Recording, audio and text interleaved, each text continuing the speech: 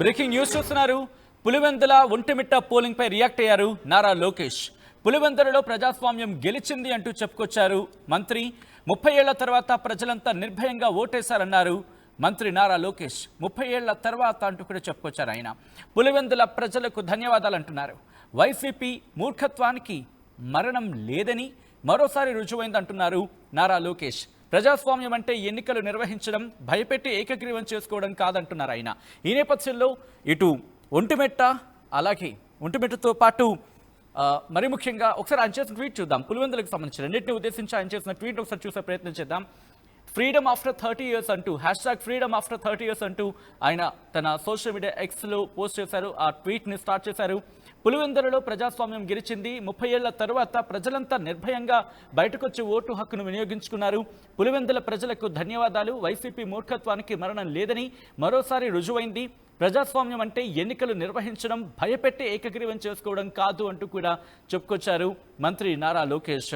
ఈ నేపథ్యంలో ఇక్కడ ఈ అంశానికి సంబంధించి వైసీపీ నుంచి ఎటువంటి రియాక్షన్స్ వస్తున్నాయి, తెలుగుదేశం పార్టీకి సంబంధించి ఎటువంటి రియాక్షన్స్ ఉన్నాయి, మంత్రి నారా లోకేష్ చేసిన ట్వీట్కి సంబంధించి డీటెయిల్గా మాట్లాడుకునే ప్రయత్నం చేద్దాం. మా ప్రతినిధి హుస్సేన్ అప్డేట్స్ అందించేందుకు సిద్ధంగా ఉన్నారు. హుస్సేన్, కొద్దిసేపటి క్రితం ఇటు మాజీ ముఖ్యమంత్రి వైఎస్ జగన్ ట్వీట్ చేసిన కొద్దిసేపటికి నారా లోకేష్ ఇప్పుడు ట్వీట్ చేశారు. సో దీన్ని ఎలా చూడాలి? సచిన్, పులివెందుల ఒంటిమిట్ట సంబంధించినటువంటి జెడ్పీటీసీ ఉప ఎన్నిక పోలింగ్ ఈ రోజు పూర్తయినటువంటి నేపథ్యంలో మొదటి రియాక్షన్ మాజీ ముఖ్యమంత్రి జగన్మోహన్ రెడ్డి స్పందించారు. ఈ రెండు ప్రాంతాల్లో ఒంటిమిట్ట, పులివెందులలో రాక్షసంగా చాలా క్షుద్ర రాజకీయం చేశారు. ప్రజాస్వామ్యాన్ని ఖూనీ చేశారు.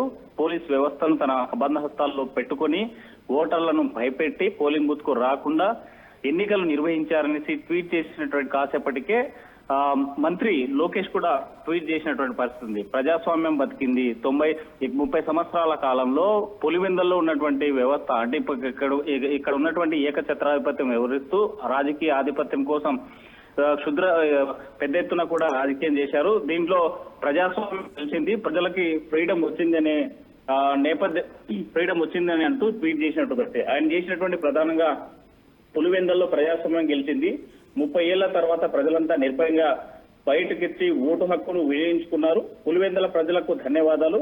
వైసీపీ మూర్ఖత్వానికి మరణం లేదని మరోసారి రుజువైంది. ప్రజాస్వామ్యం అంటే ఎన్నికలు నిర్వహించడం, భయపెట్టడం, ఏకగ్రీవం చేసుకోవడం కాదని మంత్రి లోకేష్ ట్వీట్ చేశారు. అయితే 30 ఏళ్ల తర్వాత ప్రజాస్వామ్యబద్ధంగా ఇరు పార్టీలకు సంబంధించినటువంటి ఇద్దరు కూడా నామినేషన్లు వేశారు, ఎన్నికల ప్రచారంలో పాల్గొన్నారు, పోటీ చేశారు, ఇంటింటి ఈ ఓటర్లకు ప్రసన్నం చేసుకున్నారు.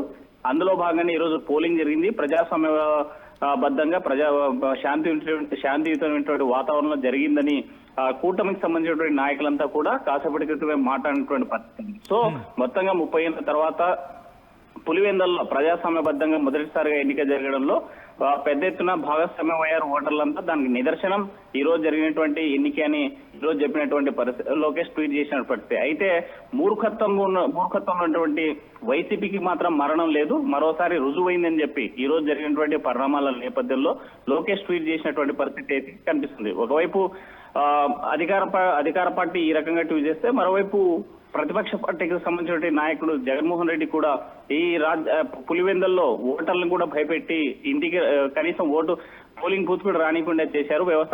వ్యవస్థలు మొత్తం కబంధ హస్తాల్లో పెట్టాడు, క్షుద్ర రాజకీయాలు చేశారని చేసినటువంటి పరిస్థితి అయితే కొనసాగింది. మొత్తంగా చూసుకుంటే ఈ రోజు జరిగినటువంటి జెడ్పీటీసీ ఉప ఎన్నిక రెండు ప్రాంతాల్లో, ఇటు పులివెందుల కావచ్చు, అటు ఒంటిమిట్ట కావచ్చు, మొత్తంగా చూసుకుంటే మాత్రం ఈ రోజు జరిగినటువంటి పోలింగ్ సరళి ప్రశాంతంగా జరిగిందని చెప్పవచ్చు.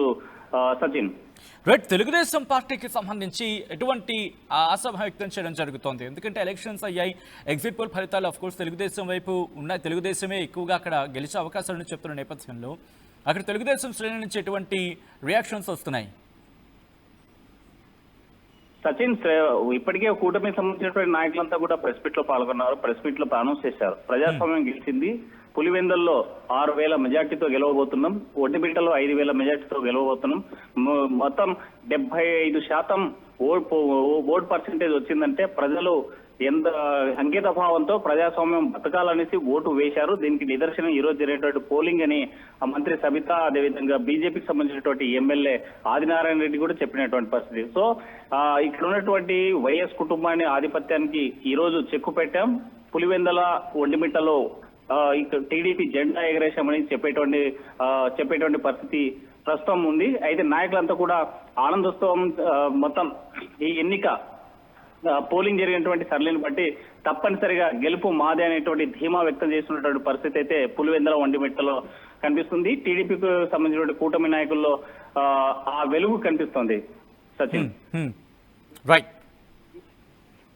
రైట్ హుసేన్, మొత్తంగా రైట్ బిఫోర్ కంక్లూడింగ్ హుసేన్, ఇప్పుడు ఈ అంశానికి సంబంధించి ఎందుకంటే కొన్ని అంశాలను ప్రస్తావించారు ఆయన 30 ఏళ్ల తర్వాత అంటూ కూడా. సో దాంతోపాటు ఇక్కడ జగన్ ఇంకొక అంశాన్ని కూడా ప్రస్తావించిన సందర్భం ఉంది. మరి ముఖ్యంగా మాట్లాడుకున్న సందర్భంలో ఇటు ఫ్రీ అండ్ ఫేర్ ఎలక్షన్స్ అంటే నిష్పక్షపాతంగా ఎన్నికలు జరిగాయా అనే క్వశ్చన్ని తెర మీదకి తీసుకొచ్చిన సందర్భంలో దానికి కౌంటర్ అనుకోవాలా ఇప్పుడు నారా లోకేష్ ట్వీట్ని, ఎందుకంటే ఆయన అంశాన్ని ప్రస్తావించారు. ఇది సచిన్, ఇది కౌంటర్ ట్వీట్ గానే కనిపిస్తుంది. దాన్ని అలాగే భావించాల్సినటువంటి అవసరం. మొదటి నుంచి కూడా టీడీపీ పార్టీ ఒకటే చెప్తుంది, పులివెందల నియోజకవర్గంలో వైఎస్ కుటుంబ చేతుల్లో ఈ నియోజకవర్గ ప్రజలు కపంధ ఉన్నారు. ఆధిపత్య పోరులో ఏకగ్రీవం చేస్తూ భయభ్రాంతులకు గురి చేస్తూ ఇప్పటి వరకు ఎన్నిక జరగకుండా ఆ మొత్తం అంటే ప్రజాస్వామ్యాన్ని ఖూనీ చేశారు. అందుకే ఈ రోజు స్వతంత్రం వచ్చింది. 2000 మామూలుగా ఈ భారతదేశానికి 1947 ఆగస్టు 15న స్వతంత్రం వస్తే, కానీ పులివెందుల ప్రజలకు మాత్రం ఈ రోజే స్వాతంత్రం వచ్చిందనేసి మంత్రులు అదేవిధంగా టీడీపీకి సంబంధించినటువంటి నేతలు చెప్తున్నటువంటి పరిస్థితి. దీనికి ప్రధానమైనటువంటి కారణం ఒకటి, అంటే 30 ఏళ్ల తర్వాత మనం చూసాం 2001లో ఒకసారి ఎన్నిక జరిగినప్పుడు బోత్ పార్టీస్ పోటీ పరిస్థితి. ఆ రోజు ఇరు పార్టీలకు సంబంధించిన నాయకులు ప్రచారంలో పాల్గొన్నారు, పబ్లిక్ కూడా ఓటు వేసినటువంటి పరిస్థితి. ఆ తర్వాత మళ్ళీ ఇప్పుడు అంటే సుమారుగా 30 ఏళ్ల తర్వాత 2 పార్టీలు పోటీ చేసి 2 పార్టీలు నామినేషన్ వేసి 2 పార్టీలు ప్రచారంలో పాల్గొని ఇక్కడ ప్రజాస్వామ్యబద్ధంగా ఊరూరుకెళ్లి ఓటర్లు ప్రసన్నం చేసుకున్నారు. అందులో భాగంగానే ఈ రోజు జరిగినటువంటి సుమారు 74.5% ఓటింగ్ పులివెందులో వచ్చిందంటే మాత్రం ఇది ప్రజాస్వామ్యానికి మద్దతు పలికారు ఓటర్లందరూ కూడా. దానికి నిదర్శనమని ఒకవైపు టీడీపీ అంటుంటే, మరోవైపు వైసీపీ ఒకటే చెప్తుంది. అంటే స్పష్టంగా ఇక్కడ ప్రజాస్వామ్యాన్ని క్షుద్ర రాజకీయం చేశారు. క్షుద్ర రాజకీయాల్లో భాగంగానే ఓటర్లను కనీసం పోలింగ్ బూత్ కూడా రానియకుండా చేసినటువంటి పరిస్థితి ఉంది అని జగన్మోహన్ రెడ్డి చెప్పేటువంటి పరిస్థితి ఉంటే, దానికి రీట్వీట్ చేస్తూ ఇప్పుడు కౌంటర్ ట్వీట్ గానే ఎక్స్ లో పోస్ట్ చేశారు మంత్రి నారా లోకేష్. 30 ఏళ్ల తర్వాత పులివెందుల ప్రజలు ఊపిరి పీల్చుకున్నారు. ఇక్కడ ఉన్నటువంటి వైసీపీ నాయకులుగా మూర్ఖత్వానికి మరణం లేదని ఈరోజు ట్వీట్ చేసినటువంటి పరిస్థితి ఉంది. అయితే మొత్తానికి చూసుకుంటే రేపు 14వ తేదీ జరగబోయేటువంటి కౌంటింగ్ లో ఎలాంటి రిజల్ట్ వస్తుందా అనేటువంటి దాని మీద ఒకవైపు వైసీపీ నాయకులు ఇప్పటికే చెప్తా ఉన్నారు, ప్రజాస్వామ్యబద్ధంగా జరగలేదు, ఇది ఎన్నికే కాదు, దీన్ని రద్దు చేయాల్సి